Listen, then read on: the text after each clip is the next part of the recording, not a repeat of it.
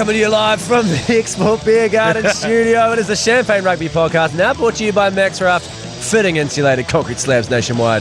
The first step to a warm, comfortable and healthy home. And thanks very much for joining us. Another weekend of Super Rugby went down. James McOnie joining me, Tony Lyall, today on the podcast. And McOnie, a big old weekend of footy. Yes, indeed. Canes fans will be rejoicing. They beat off the challenge. They beat them off. They beat off the Crusaders, basically. They beat off the Crusaders, certainly. In front of a big crowd on a wet night, they beat them off. And that was something that puts them at the top of the table. It certainly does. And the Crusaders kind of forgot about wet weather rugby. They needed the reminder of the ACC. Yeah. You and I telling them. And then at halftime, someone also told them. They certainly did. I believe we have a little bit of us telling them how to do and what to do it right here. Oh, short ball. It has to be a try. There's no one there. The Hurricanes get first blood, and it is as simple as you like. Tyrrell Lomax. They go again, Cullen Grace. Where is the piece? A shot time. Collapses instantly, and long arm penalty. Oh. And they take it quickly. Here the Duplessis. Great Barrier Reefy, and they score! No, is it? They score! And James McOnie, we did commentate that game, and it has to be said, the first half of that game, truly one of the most punishing halves I can remember in a long time of rugby union. Yeah, it was turgid, and it felt like, and you can see turgid does sound a bit like turd, and it was a turd of a half. It also really reminds me of an erect penis for some reason. I don't know, like if someone says he's got a turgid member. Really? Yeah, I think turgid member was like often what they'd use in Penthouse and like the sealed section. Oh, really? It'd be like he pulled out his turgid member and became aroused.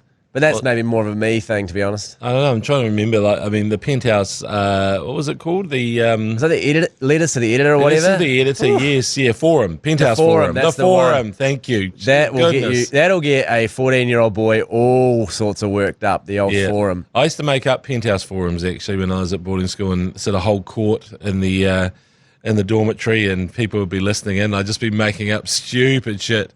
But you know how it always happens. It always starts if I never thought this would happen to me. Yeah, of course. Yep. And then I was going down to the mail shop and then this lady caught eyes with me at the mail shop. Hey, maybe we could write a mail shop. The mail shop. You know, it's been a while. Is it called a post office? Yeah, they've post been shut for so long. We've forgotten what they are. I just didn't want to give the post office any free mentions. You know, we're a very sponsor-heavy podcast here, thanks to Export and Maxraft, obviously. But you know, the post office simply haven't given us any of that cash. I think we should get you to write a Penthouse forum maybe about the rugby teams. It'd be quite good to see the Chiefs and the Crusaders maybe interacting in the dressing rooms at the full time over some oranges. Yeah, I'd be happy to do that. Also, I guess Post Office did change its name to Post Shop, so they tried to evolve, and now you can't find one. Well, now they don't bloody deliver 3 days a week, so I'm furious at that. Really? Well, I don't know if that's true, but I mean, it seems like something they would cut down on. So it was 14-10. We've got Turgid Affair. That's a talking point. Wet weather.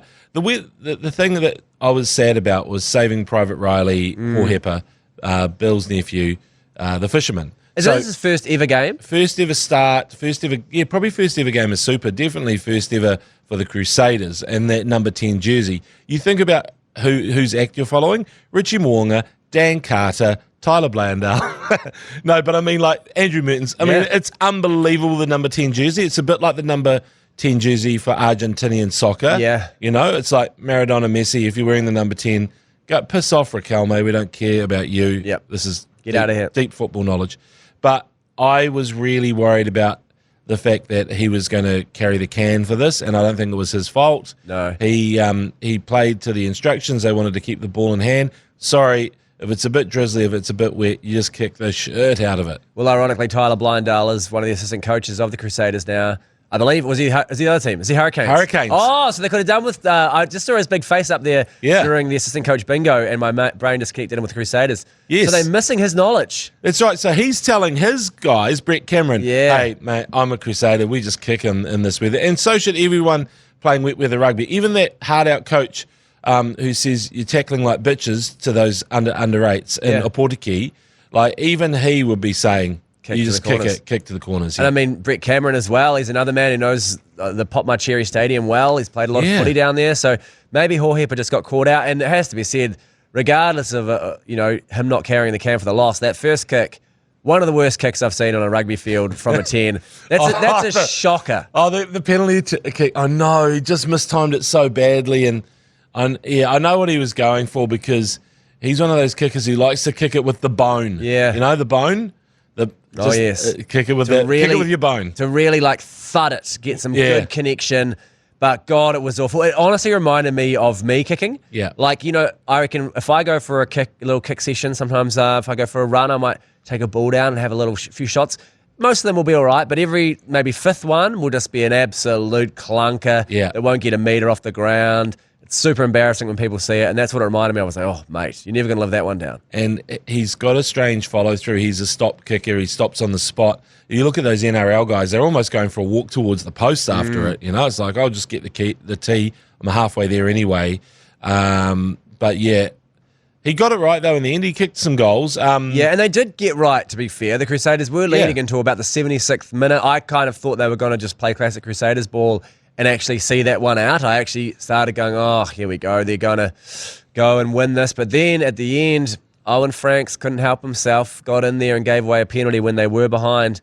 And that was the end of the game, which is wild from Owen Franks. The Wizard should know better. He should know that not to do this. It did feel like a red miss penalty. 100%. Red missed. When the veteran just is like, bugger it, I'll show these young punks how it's done. Don't you know who I am? And they're like, oh, mate, the game's moved on. You can't say that anymore. Well, they talk about red head, blue head. So, you stay calm, you got the blue head. If you're losing control, you got the red head. Yeah, classic. And so Gingers have been battling for years to say you can't pin that on us. You can't be an angry Ginger. But all these sports psychologists are saying, nah, actually, we're sticking with redhead. Go fuck yourself. This is our thing. Yeah. And we don't care about you. And meanwhile, Ed Sheeran, everyone around the world's going, what about us? We've fought for decades, for centuries to battle this stigma. Gilbert Enoka's inbox is full to bursting with letters from Finlay Christie, with the fella from the Waratahs. Mick Hucknall. Yep, Mick Hucknall for sure. The guy who played the Wizard, Harry. Jennifer Chastain. Oh, Jennifer Chastain. Was that during the call we tried to remember her name? No, she's the one. She's the one from with old all right, and they go Interstellar. Is she Zero Dark 30 as well? Maybe. I swear this is the second podcast I've been on in a very few matter of weeks. We've tried to remember the name of this particular actress. So I'm glad that she's popped up. I'd like it if one fiery redhead goes, hell yeah, we're redheads, and you should stick with that, and we're proud of it. I found when Paul Tito was playing, he was particularly aggressive. He sort of had the angry Ginger blood flowing through his veins, and I know that he'd probably be very offended if he heard me lumping all redheads together. I think he's famous. He came out and said, we're not all the same guy, take it easy. He has, and this will not be going on social media, this part. that part there is not going to be highlighted. Yeah. This is just this is the sealed section of the Penthouse Forum. Oh, lovely stuff. I like it. And Paul Tito, if you're listening, we do love you. Please come on the pod. We'd love to get you in amongst it. We'd love to hear your opinion on this redhead, bluehead. Carry on, if it is indeed offensive. I've got one more point that you might like as well. Hurricanes halfbacks. Oh, my goodness. Wow. You've got Camroids. I was told off mid-commentary saying it's Camroids, not... We're just giving him his normal name. Yeah. Someone got pissed off. We're calling him Roygard. He's Camroids, for goodness sake. Camroids, fair enough. OG Petinata comes on off the bench, and I'm like, oh, that's an unbelievable 1-2 punch. It's absolutely incredible. And Roygard, I feel like he's even gone on further from last year. Obviously, he came out of nowhere for me, for the casual observer of the Hurricanes last year. I'd never heard of him at the start of the season, and he just seemed to blow up and get better and better. Then he made that All Blacks team and then controversially left out at the end, whatever you want to say about that. But he's hit this season and is absolutely fizzing at the bung like a shook Coke. He's going bananas. It was unreal, the impact he had on that game with no Geordie Barrett. He was bossing it completely. And then you watch the Blues and you see a guy like Finlay Christie and the effect that he has on the game. And it's going to be, I don't know, I think it's going to be changing the guards this year. I love Finlay. Obviously, Finns up, go to Marco. But it's going to be a tough ask for him to be able to get in there and be more compelling a selection than a guy like Camroid. Yeah, the traditionalists will say, oh, you need a world-class 10 to win Super Rugby, blah, blah, blah. It's kind of an old adage. It's slightly true, but also there are some outliers.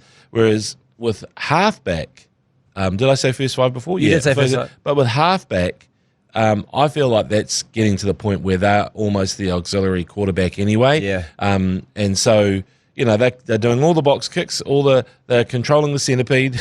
They're distributing, not just passing to first fives, who really are famous for catching, but to props, asking them to pivot and become the first receiver. So, passing to different types of humans is actually a real skill. Yeah. Aaron Smith's the greatest at it. Totally. And so I look at Cam Roy-Gardner and I go, yeah, man, you get all of that. And that selection you're talking about, the World Cup final, Finlay Christie got in, redhead, got in over the top of Roy-Gard after Roy-Gard was playing the house down in that World Cup. Yeah.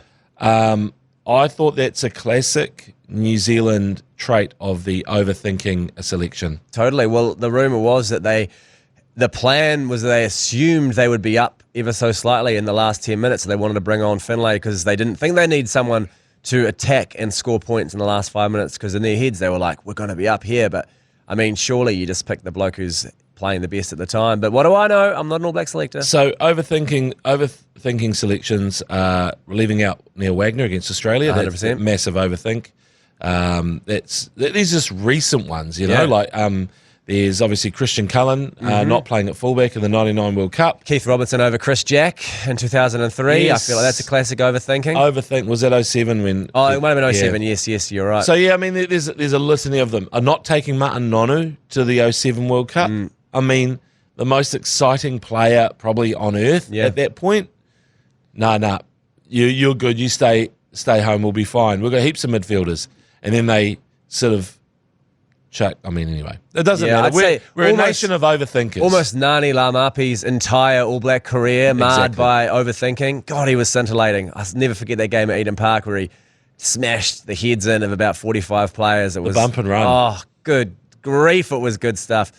And now he's just overseas, just absolutely rolling in it, scoring tries for fun. I imagine. I haven't followed it too closely. But nonetheless, we have wandered off piste here, McOnie. That's good, though. That's good. I think we've touched on an important topic there. You can't overthink it. Neil Wagner should have played in the Aussie series without a shadow of a doubt. Without a shadow of a doubt.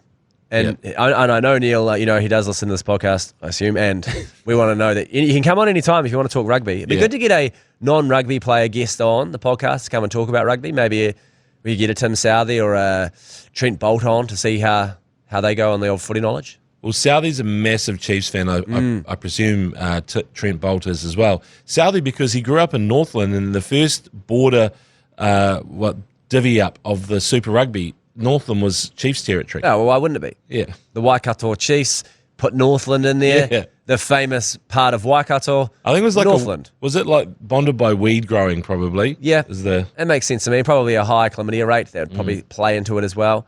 I have seen he's got a very nice original 96 Canterbury of New Zealand Chiefs jersey. Yeah. A vintage number. I saw him displaying that on Trade and I thought, that's nice stuff. I appreciate that.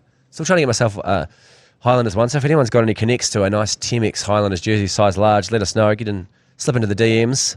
And let's quickly talk about that as well. The next day was a large day of rugby. And in the afternoon, the Highlanders played the Brumbies. We'll quickly talk about this because it was a bit of a shitter. It was down in the Sistema lunchbox in Dunedin. Highlanders, Brumbies, Highlanders losing 21-27. And I cried all afternoon.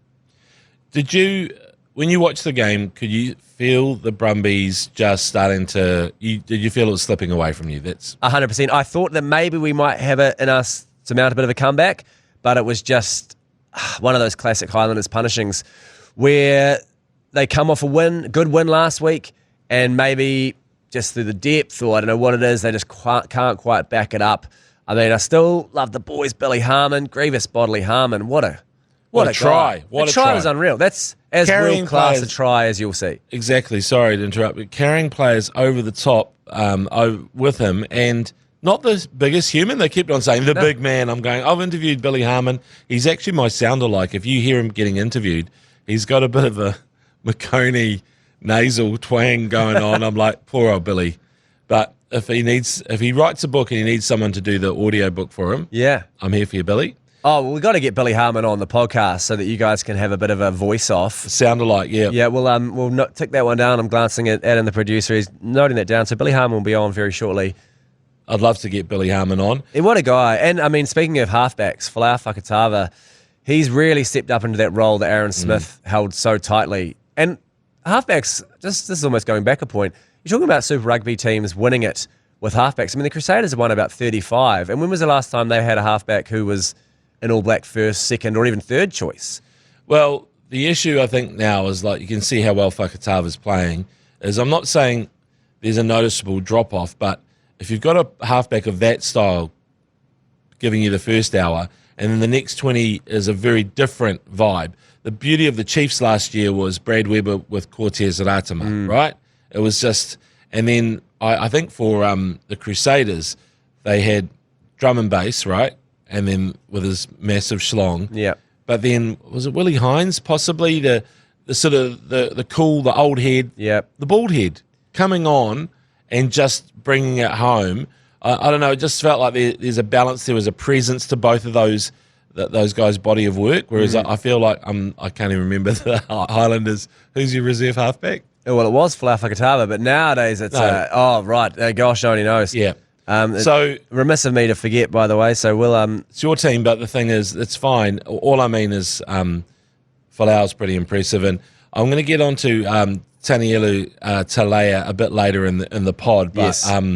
all I was going to note about that game is Corey Toole is so fast.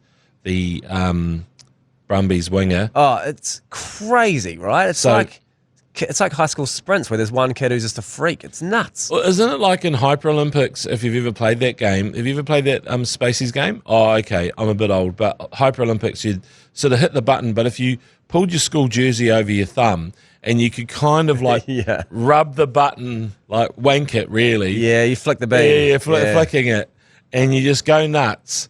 You could actually get the player to suddenly run way faster than everyone else, and that's what Corey Toole is. Did a bit of research. He can run the 100 metres in 10.7. Ooh.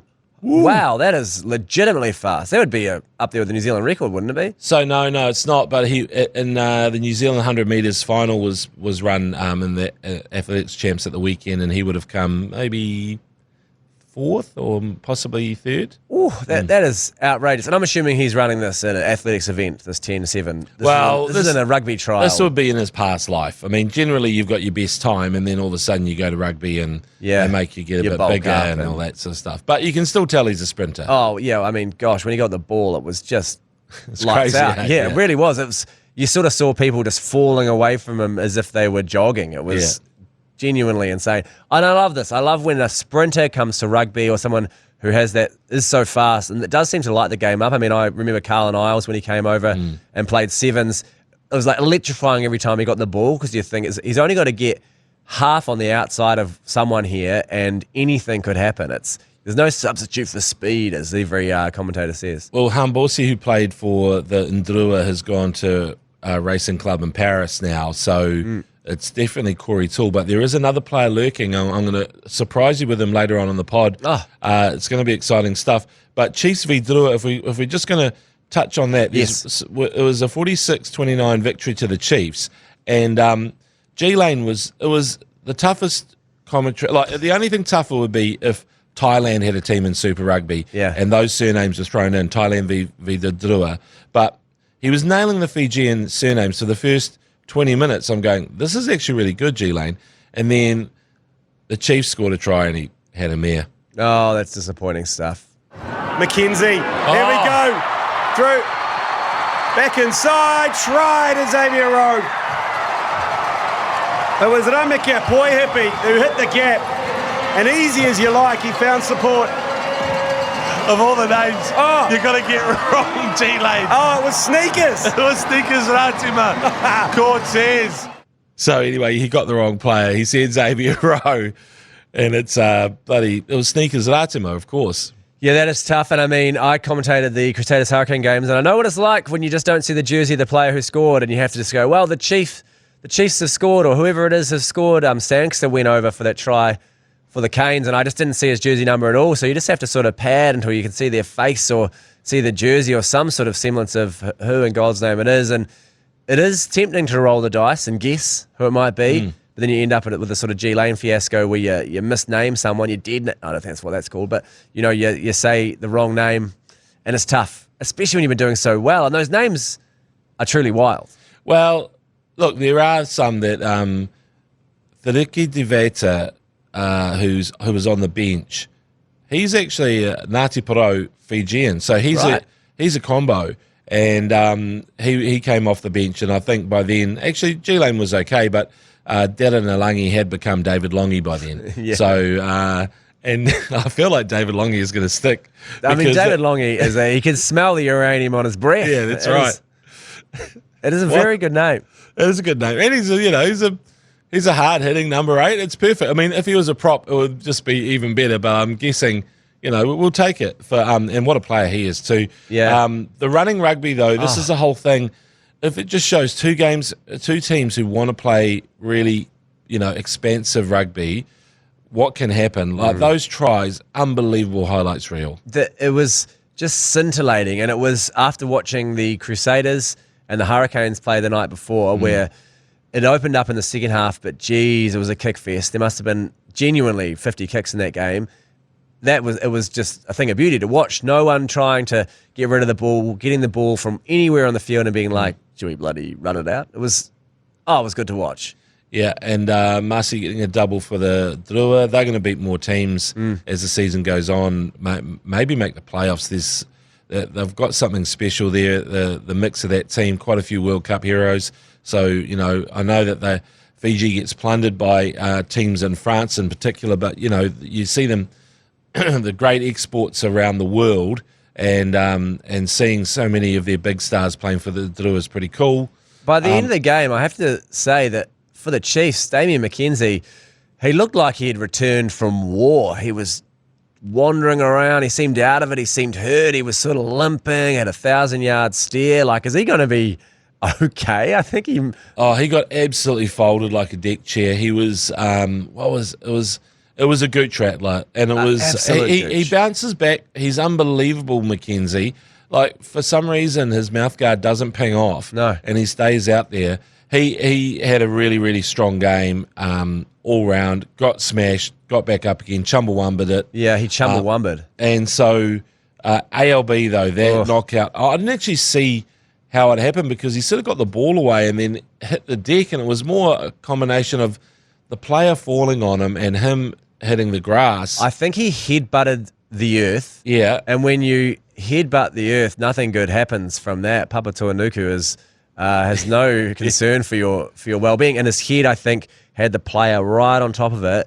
And that was genuinely terrifying. They did a close-up shot of him, and it looked like he was convulsing on the ground, and they were trying to hold his head, and it was like, get off me, you're not my real dad. And it was concerning, and they popped to it was one of those ones where you're watching it, and you think... Oh, they went wide. They went wide, and you instantly think, oh, God, what are we watching here? Is this really, really bad? I was quite concerned for him at the time. Well, I was relying on G-Lane to actually spot that. For some reason, I was, when you get stuck on the text line admin, so I was sort of reading out nicknames for Xavier Rowe. We settled on Boats and Rows. So while that drama was going down, I was checking the text line. Then both of us go, who's knocked out? And it was one of the worst moments of ACC commentary history where nobody knows what the hell's going on. But it can't be one of them. I mean, that I wouldn't even scrape the bottom of the barrel. It wouldn't even be bottom 50. Let's not forget, this is the same organisation who once commentated an entire race of America's Cup that was a full replay of the last race, the whole while saying, it's almost a carbon copy of the previous race. Little do they know, it literally was a carbon copy of the previous race. That's right. Oh, yeah, one of the greats. That goes in the Hall of Fame. It's got to be the shame. best. But I do think... the one thing that I was going to say, ALB, he did wave to the crowd. We'll wait and see. Hopefully he's all good. But seeing Sean Stevenson back at fullback, leave him there. Yep. Let the man cook. He is a number 15. He's going to be the All Blacks number 15 if Will Jordan's out. Yeah. And just let him do his thing. He's so good at finishing plays, hitting the line hard, and he's also just got he's got a big pass on him as well. He's able to distribute. He hits players at pace. It's a whole nother dimension to that fullback role. And I think you're right with Will Jordan out taking an extended break. And it'd be good to see him in there getting some good game time. I mean, what did he play a game for the ABs? Sort of came in as he came in and wider squad member. Did he play on the wing for the All Blacks? I think in the Sistema lunchbox when the Wallabies got close. But I think what was cool to see is that I think the level that he's at now, I don't think Razor will deny him the chance. And he's also, I mean, the chip and chase try, just those little finer skills, outrageous. but also the elite wheels that you really do need at Test match level.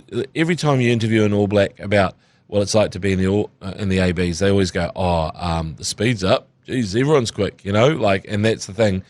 Sean Stevenson, it feels like a natural fit with those proper wheels. Yeah, it really is glorious stuff to watch. You can't beat it. You can't beat a guy like that. Get him in there. And I do think it'll be interesting to see what Scott Robinson's take is on this, because I think in the past, almost coming after the Steve Hansen era, and maybe that goes back to the Graham Henry era, which goes to the Fozzie era, they seem to have no problem with just, hey, you're a 15, bugger it, you're on the wing now. And they were almost interchangeable, those three roles. And I wonder if that will remain the case with Scott Robinson. If he's like, actually, you know what, guys, I might get people to play in the positions that they play in, because it seems to make sense that if you've played in this position, that we should probably keep you there. And that's kind of like what I kind of hope for. I'd like to see that, people playing in the positions that they're known for and that they are more familiar with, and will probably get less cock-ups. But again, what do I know? I'm not a rugby coach.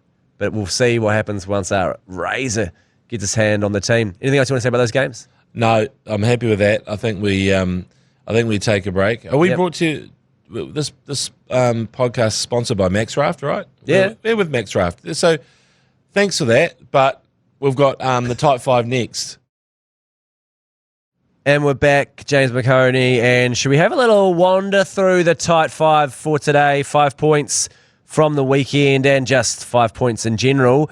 You want to go through these? Yeah, okay. I'm asking, is it too early for an AB's bolter? Like, how many? 4 games in? I don't think so. I think it's perfectly the right amount of time, because people who, we've talked about before, maybe last year, every so often, you look at them now and you go, geez, they're good. I mean, I think... if you're looking about the Otago Highlanders, I know that he's injured. John O'Pryor, old Hugh Renton. Would you call him a bolter? I'd love to see him in there. I think that he's put his hand up, and it'd almost be a good selection now, not even a bolter. Who, old Renton? Big old Renton? Yeah, from big Renton. Train Spotting. I was thinking, well, Tanielu Talea going down there from the Blues. He's been injured for a while. He's back in midfield where he belongs. He's played on the wing before for the Blues, but midfield is that spot in the All Blacks where it's kind of like, if Geordie's injured, what do we do?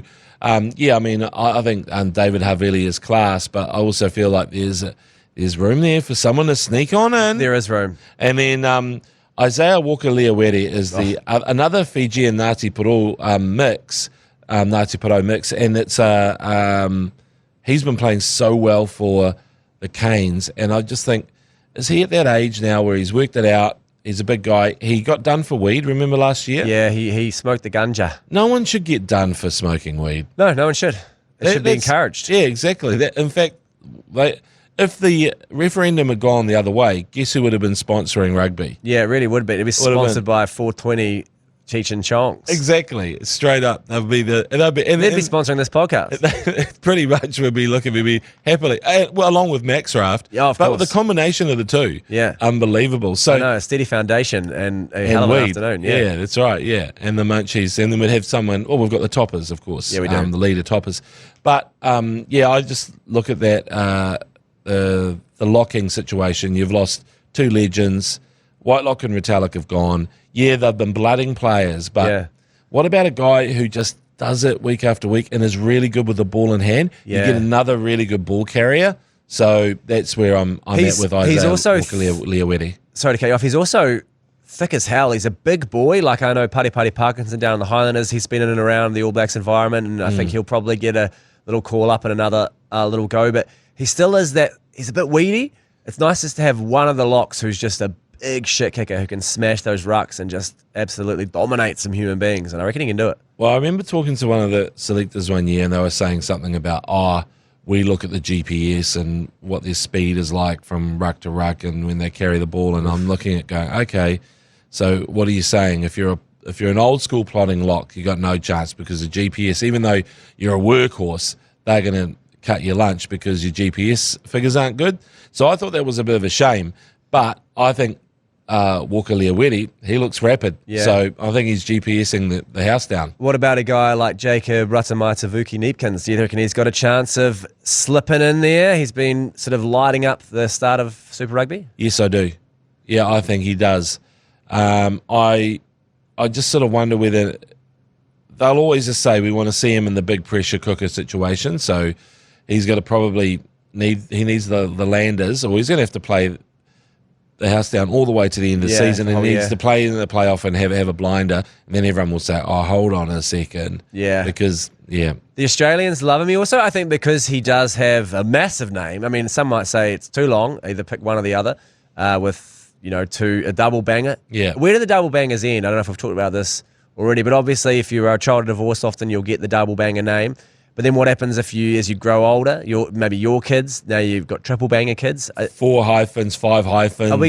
Are we a couple of generations away from having rugby players with 5 different last names? Yeah. Can we just trim them down, or is that insensitive? Do we have to have all 5 names? You got to respect the double banger. I mean, in South America, you use your mum's surname and your dad's surname. So I'll be James McOnie.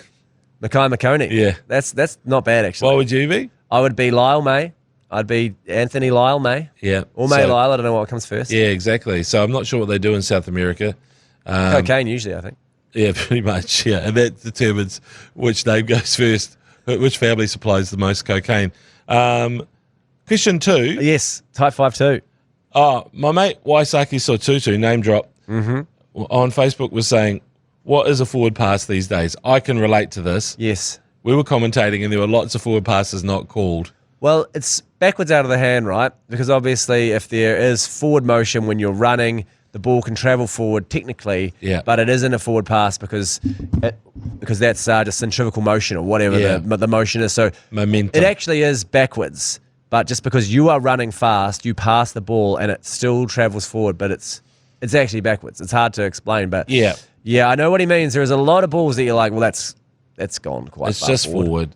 And I think for that to happen, your motion forward, your momentum has to be pretty rapid and pretty straight, because that's where you get the theory of throwing a ball backwards out of a moving vehicle, still going to travel forwards. In this situation, I look at it and go, there's a lot of people who are pretty static. They're maybe just shuffling a little bit sideways. There's no one, when someone's at the full sprint, I go, you're allowed your forward pass, your naturally traveling forward pass. But everyone else, I'm sorry, you got to ping them. But I think the reason for this, why they don't, is because the referees go, we've got enough shitty laws that we have to enforce. Do we have to enforce a forward pass? Because otherwise this game is never going to get going. And in their minds they're going, do I have to, I mean, I've just come from 3 frickin' scrums resets. And I don't want another. I genuinely think that is the reason why, because a lot of them are marginal as well, and because it's in the heat of the moment, and if you blow the whistle and say forward pass and it turns out that it wasn't, if it was you just were on a bad angle, you've sort of killed the game completely and you're wrong. There's not like you can do an advantage forward pass. You have to stop it. So it has to be absolutely 100% forward from the ref's perspective. Otherwise, it kind of is play on because there is no advantage to play. So they're kind of on a hiding to nothing. And I mean, we complain a lot about the game being slow. It's probably the main complaint that anyone's had about rugby in the last year, I would say, that there's too many stoppages, the refs interfere too much. So they're like, what do we want here? Do we want a nickel and diming forward passes that are flat, or should we let us play? Let it flow a bit. I think I'm sure the refs come in and you know how they talk about different things that they're looking for, and they say, I'm going to be tough on the breakdown, I'm going to be this and that, can't encroach in the 10, da-da-da-da-da. I reckon that they must be saying stuff like, if it's a line ball, we're just going to play on. And I don't really give a shit, mate. I think because otherwise this game is going to end up like the Canes Crusaders every frickin' time. Yeah, and we don't want that. No. Type 5-3, it was St. Paddy's Day, and it was a big one for Ireland. Yes. I thought you were going to say it. They won the Six Nations. Oh, I thought it was a good time to actually put in some audio. Oh, did we do it? Oh, no, we can though, can't we, Adam? All right, let's do it. Well, all these questions at the end to make it nervy, to make it frightening even for the Irish in the Aviva. But the moment has passed, and the moment moment now is one of complete celebration. Yeah, shit, that was smooth podcasting, by the way. But Ireland, they won the Six Nations, beating Scotland on St. Paddy's Day at the Aviva. And, I mean, is there any day you'd rather be in Dublin than watching Ireland win the Six Nations against Scotland? Yeah.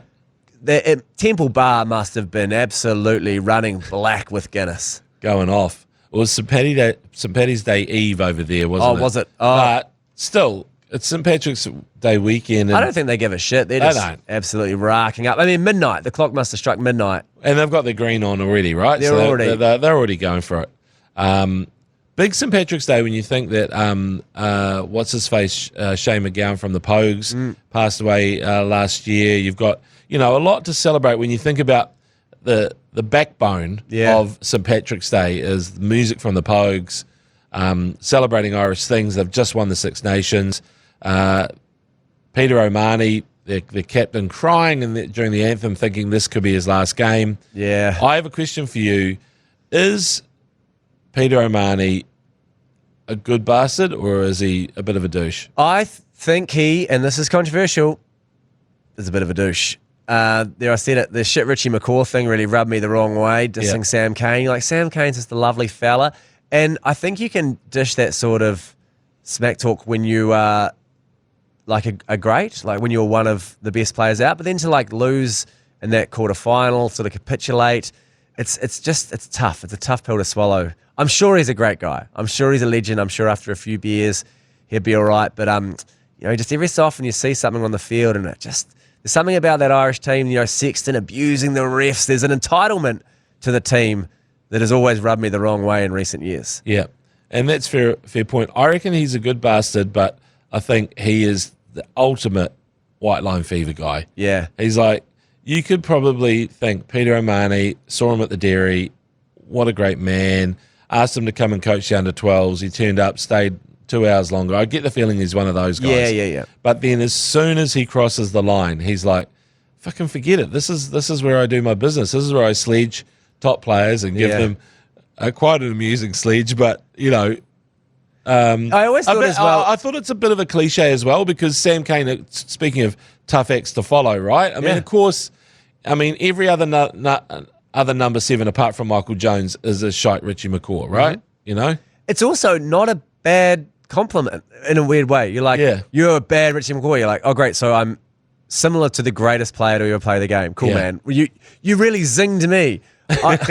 Surely you'd say you're a shit Sam Cane or you're a player that isn't great. It just doesn't seem like he nailed it. It's like Marco Rojas being the Kiwi Messi, Yeah, you're like, well, okay. Oh, cool. So I'm Messi. Great. Yeah. All you're saying now is I'm similar to the greatest, so I'll take it. Also in our Type 5 number 4, Warren G takes the wooden spoon with Wales. Lost every single game. Shades of when he was coaching the Chiefs, he lost every single game.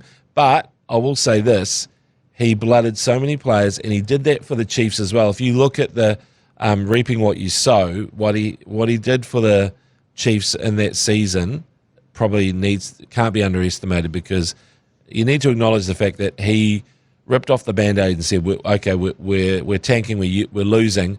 I'm going to put all these young guys in. Trust me, it's going to work out. Here's our new hooker, Samasoni Tokiaho. Here's Quinn Tupaia. Here, all these players. And, hey, Yeah.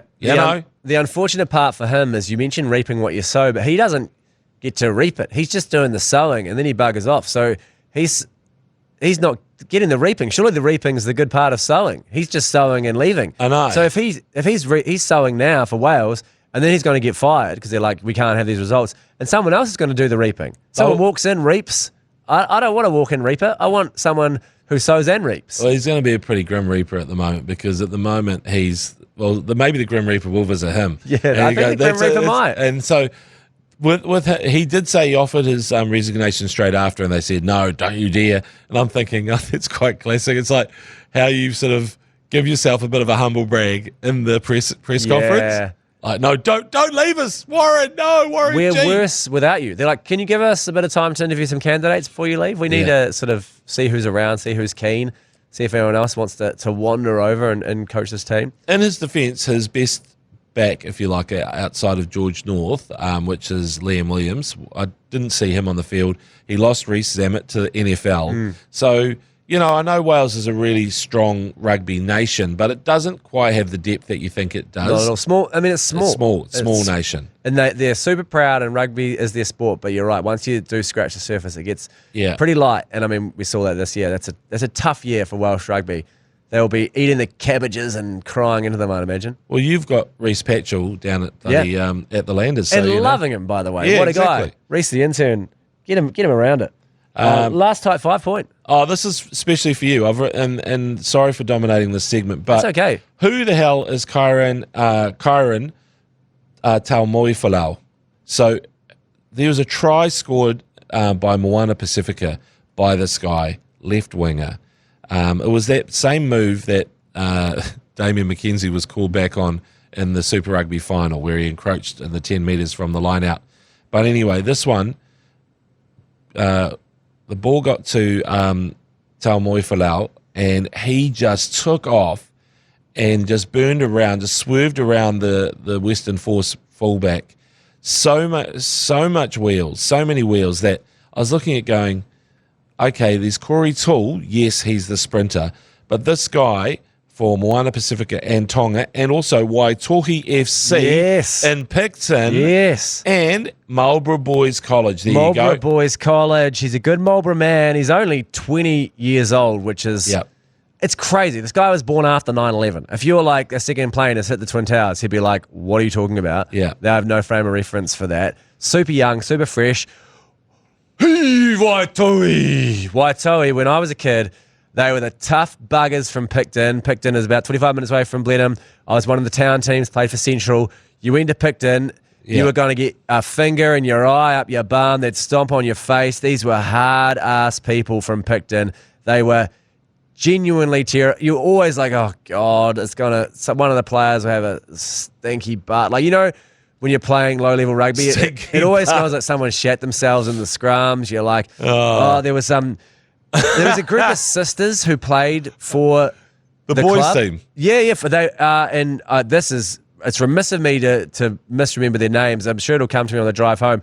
But they played, the whole front row was the sisters, and they would stomp your head, pull your hair, tougher than anyone. Used to hate playing against them. They were so fucking tough. Pardon the language. I've got all worked up. And I'm not surprised to see that they've gone on and they're one of the glamour clubs of mobile rugby nowadays, Waitohi. But yeah, it's good to see him coming through the ranks, carving it up. Now all I'm doing is thinking of the sisters' names. It'll come to me. When you go through Picton, I think the sign does say Picton, finger up your bum, basically. And so that's it's the calling card of the town. I think Joe Sullivan, the famous rower, Olympic gold medalist. Yeah, well, that's how he motivated himself. He basically motivated himself to finger up the bum, and asked his coaches to do that, and look where it got him. Well, he's got one actually on the seat. Famously, it's sort of got a bit of a finger on the seat. He sits down on it, and every row it sort of goes deeper and deeper. He jams himself on it. Yeah, that's right. The prosthetic finger on the seat. Yeah, it's so good. And I mean, he's a Tongan representative as well, Sevens player. I love this about Super Rugby is that there are these guys who pop up, are scintillating, and you're like, great. There's a new name to know. You have to know. That's the thing. Taumoefalau is basically without Hambosi there. If Corey Toole's having a week off, and you're going, I want to see some excitement. Who's the excitement machine? It's this guy. Yep. Number 11 for Moana Pacifica, 20 years old. What a weapon. Already played 6 games for Tonga at 20. Yeah. That's nuts. It's so good. Marlborough Boys. Marlborough Boys are Marlborough men, come join the chorus. So we won't do that. We'll take a break instead, and I'll sing the rest of the song, and we'll be back very shortly with our TAB Game Day Good Punt. Hey, James, would you like to hear our TAB Game Day Good Punt this week? Yeah, what is it? Oh, wouldn't you like to know? You literally would. We're going for a bit of a 4-way. We haven't been very successful so far with these punts, by the way. So we're going to do a match result. Fiji, the Fijian Drua against the Tars. We're going with Fiji. Okay. I think it's impossible to choose the Tars at this point. In Fiji? You got to go Fiji. It is in Fiji. Okay. The coconut tree will be shaking, cheering for the team. which is exciting. It sounds problematic me saying that, but I genuinely, you know what I mean. I don't think it was a coconut tree. It was just a tree. Oh, right. Okay. That is It was just a tree. Oh, no. It was just a tree, It was just a tree. That's all right. Now we're But going. that tree, I think that tree's been pushed down because it got Yeah. got shook so hard that all night long.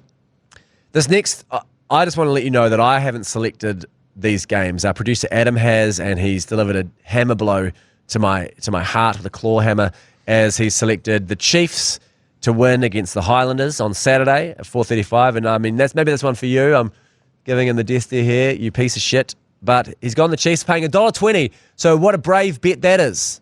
Wow. What a brave bet. The start of it, I presume it's an ACC doubleheader at the weekend. So, yes, Chiefs at home, I mean, it feels like but the Landers have done it before. We're going to beat you, mate. We're going to absolutely carve you up at home. Humiliation at Hamilton, they'll be saying afterwards. They'll be saying FML at FML Stadium is what everyone will be saying. And I'll be texting you the whole time saying, eat my shit. Yeah, that's what I'll text you. Please do. I'll actually be being the celebrant at a wedding while the game is on. So always a bit niggly when you have a large role in a wedding and you have to be looking at your phone the whole time. And they say, well, you're remembering your speech. And you go, sort of. Also sort of watching the game. What's the other league of the two more to leagues? go. Blues versus the Crusaders. We're going with the Blues. Has to be done. That's here in Auckland, 7:05. Your eyes, you're looking off into the side, into the sky. You're doing the maths. Yeah, I mean, I guess so. But the problem, the Crusaders have had a tough draw to start the season. Real tough. I mean, it only gets harder from here. Yeah, okay.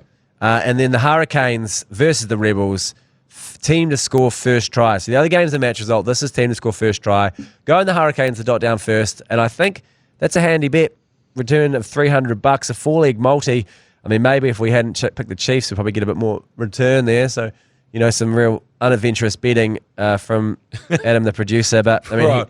Adam, he's thought about the parlay. What does it play? What does it pay? Well, it's paying a grand total of $300 from a $100 bet. So that's, okay. I mean, it is a bonus bet, so that's $300 profit. So it's, what's that, $4 odds, which isn't too bad in the end. And you can head to TAB website, tab.co.nz, or download the TAB app. Check out all the rugby union promos and the boosted odds market. Get amongst that yourself. But I'm going to say, I hope we lose because go the Highlanders. I thought you were going to say something else there, but were you just looking for the podcast to wrap up? No, I wasn't actually. I was just thinking, well, no, the bet isn't in your favour. I was just really worried about the Crusaders because it's why should I be worried? It's just I don't know. I don't think they're that bad. I just think it's a tough draw. They haven't got an experienced first five. They whiffed a bit there. But Fergus Burke getting injured has hurt. Obviously, he was probably the guy who's going to slot in. And now they're going, what do we do? And I don't think it's just about that. But, poor old Rob Penny. Is that another Marlborough guy? It certainly is. He was Marlborough Red Devils captain, number 8 legend of the region. But, yeah, he's gone out and had a shitter. And you know what? Fuck him. Yeah. The Highlanders have had to play overseas for 2 weeks in a row. They've managed to come back with a couple of wins. I mean, just all this complaining from Crusaders fans who've had it so good for so long. They go and raid Levi Armour from Moana Pacifica, pull him down there to cry. They're stealing players the whole time. Eat shit, Crusaders fans. This is what you get for not cultivating your own players. I was just thinking the next line of Marlborough men come join the chorus. Is it bend us over, you can whore us? Is it? I don't think it is. I mean, we used to sing it at a school assembly, so... the one that I do remember is... right. Well, what's the next line then? It's been a while. It's been 18 years here or something. Men come join the chorus. Something You can before whore us. Oh, before us. Yeah. Okay. But you could have gone with, Brontosaurus. Or Yeah, I should have gone Mark with Brontosaurus. Sainsbury looks like a walrus. He said Mark Sainsbury actually looks surprisingly like my father. I'll say that right now. Your dad looks like a walrus? I think the Sainsburys are actually Marlborough family. I think one of the brothers might have committed some sort of bank robbery. We don't need to get into that. Maybe I'll do more research. Really? And we can Holy shit, this podcast is about the really? It really is. We'll look into that. I'll do some research over the next week, and when we come back next week, I'll give you more information. Allegedly, it might not have been that family. It may not have been that family. I think it was. No, I'm confident in saying it was. Okay. Anyway, we'll be back next week. The Champagne Rugby Podcast. Thank you very much for Will we be back listening. next week? Well, I might be cancelled and in jail, Yeah, but okay. someone will be back next week. We'll see you then. It was just a tree.